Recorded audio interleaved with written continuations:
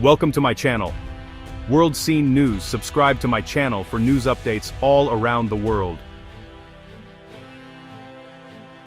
November 24, 2025. Detroit stands still, frozen in a moment that feels both historic and heartbreakingly familiar.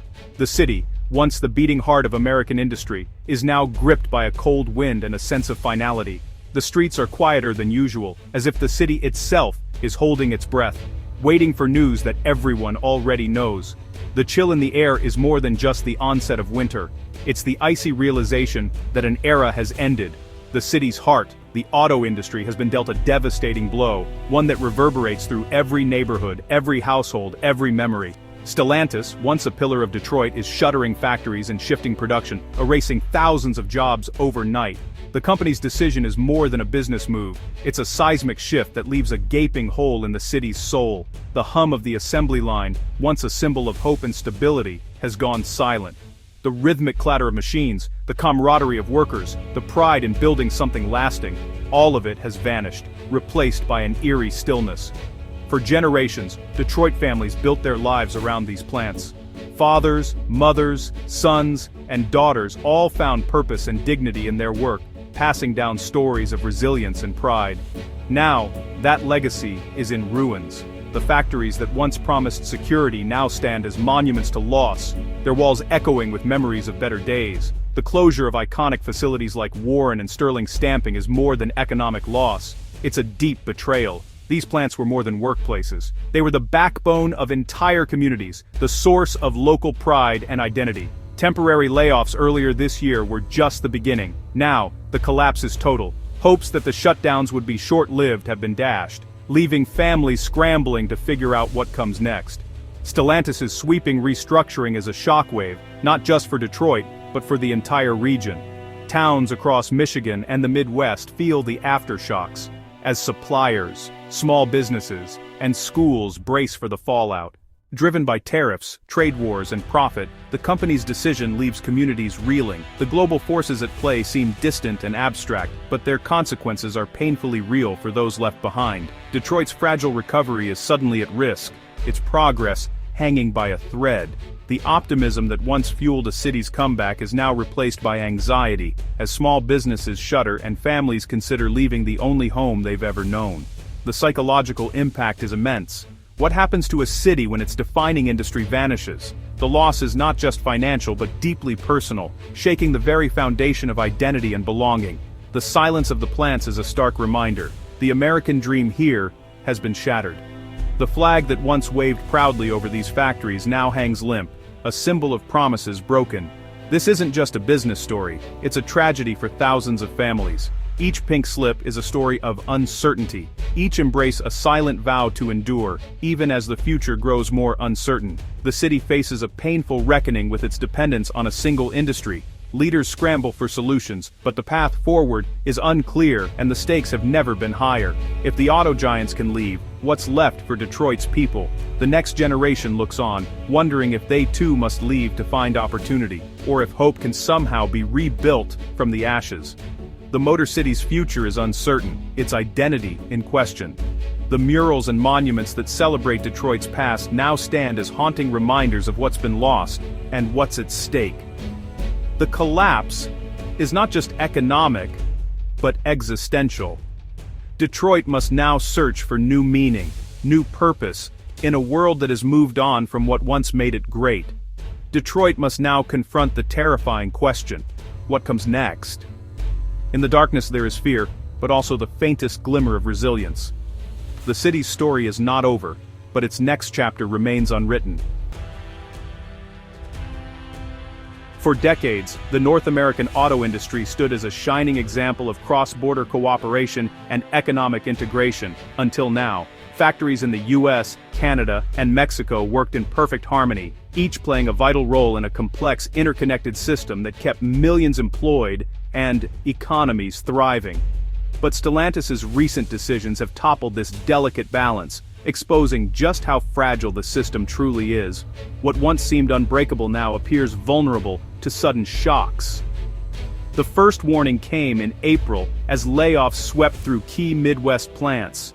The impact was immediate, with ripples spreading from Michigan to Indiana and far beyond, affecting families and entire communities. And soon after, shutdowns in Ontario and Mexico brought the flow of essential parts to a standstill, grinding the entire machine to a halt and leaving suppliers scrambling for answers. Workers on both sides of the border suddenly found their livelihoods intertwined, their futures uncertain, as jobs were sacrificed to shifting trade winds and unpredictable corporate strategies. The once seamless supply chain, engineered for maximum efficiency, crumbled under the weight of new tariffs, political uncertainty, and mounting economic pressures. Warehouses sat idle, and production lines fell silent. Temporary shutdowns served as a stark warning, reminding everyone that even the most robust systems can falter when global cooperation breaks down. The seamless flow of goods once taken for granted can vanish overnight, leaving entire industries in limbo and economies at risk. In the aftermath, workers across North America have been left feeling abandoned and powerless, forced to confront an uncertain future as the foundation of their livelihoods crumbles beneath them. Tariffs were the spark that ignited this industrial crisis. The Trump administration's 25% tariff on Canadian auto imports made cross-border production unsustainable for Stellantis. CEO Antonio Filosa credited U.S. policy for the company's pivot, proof that government decisions shape corporate strategy. The new protectionism reversed decades of trade liberalization, forcing Stellantis to choose sides. The result: jobs shift to the U.S. while Canadian plants are left behind. The production lines became the front lines of a trade war, with workers caught in the crossfire. The market's invisible hand was replaced by the heavy hand of politics. For workers, the consequences are immediate and deeply personal. Beyond the headlines, the shutdowns are a human disaster. The impact goes far deeper than numbers on a spreadsheet or fleeting news coverage. It's a story of lives upended, dreams deferred, and communities left reeling from the loss of their economic lifeblood. Third-generation auto workers now face unemployment and uncertainty. Families who have depended on these jobs for decades are suddenly left without a clear path forward, their sense of security shattered almost overnight. Promises of temporary layoffs gave way to permanent closures, leaving families in shock. The hope that things would soon return to normal has faded, replaced by anxiety about how to pay the mortgage, put food on the table, or afford healthcare. "We were told things would get back to normal," says one worker. "Now, we're just thrown away." For many, the sense of betrayal is as painful as the financial loss. The ripple effect devastates local businesses, diners, shops, mechanics, turning once busy neighborhoods into ghost towns. Every closed factory means dozens of other livelihoods at risk, from the corner cafe to the local hardware store. Tax bases erode, threatening schools and public services. The loss of jobs means less funding for education, libraries, and even emergency services, putting the entire community's future in jeopardy. In Windsor, Ontario, the pain is just as acute. The city, once thriving thanks to the auto industry, now faces an uncertain future as factories close and families struggle to stay afloat. Workers who met every demand now feel betrayed. They worked overtime, accepted pay freezes, and made sacrifices, only to be left behind when the shutdowns came. "We did everything right," a Canadian worker laments. "Now our jobs are gone because of politics." The frustration is palpable as workers grapple with forces beyond their control. Billions in government incentives couldn't save these jobs. Despite promises and political speeches, the reality on the ground is stark. The factories are silent, and the workers are gone. Communities on both sides of the border are left to pick up the pieces. Neighbors lean on each other, trying to find hope and resilience in the face of overwhelming loss. The sense of injustice and loss is overwhelming. For many, the factory was more than a job. It was a source of pride, identity, and belonging. For many, the future has never looked more uncertain. The question now is not just when things will get better, but whether they ever will. The crisis has fractured union solidarity across the US and Canada. The UAW celebrates jobs returning to America, while Unifor mourns Canadian losses. National interests now trump cross-border unity, leaving workers divided. UAW President Shawn Fain's praise for tariffs contrasts sharply with Unifor's condemnation.